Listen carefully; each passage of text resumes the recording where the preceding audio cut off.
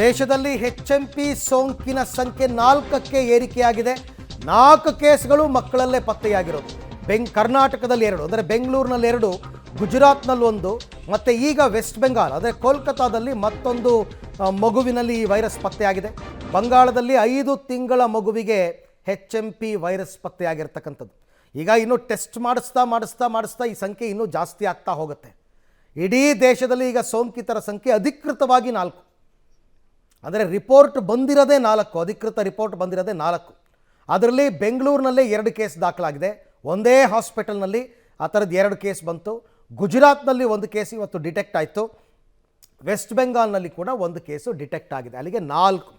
ಇನ್ನು ಮುಂದಕ್ಕೆ ಬೇರೆ ರಾಜ್ಯಗಳಲ್ಲಿ ಕೂಡ ಬರುತ್ತೆ. ಬಟ್ ಇದು ಯಾವುದೂ ಕೂಡ ಚೀನಾ ವೇರಿಯಂಟ್ ಅಲ್ಲ, ಇದೇನು ಮಾರಣಾಂತಿಕ ಅಲ್ಲ ಅಂತ ಆರೋಗ್ಯ ಇಲಾಖೆ ಹೇಳ್ತಾ ಇದೆ.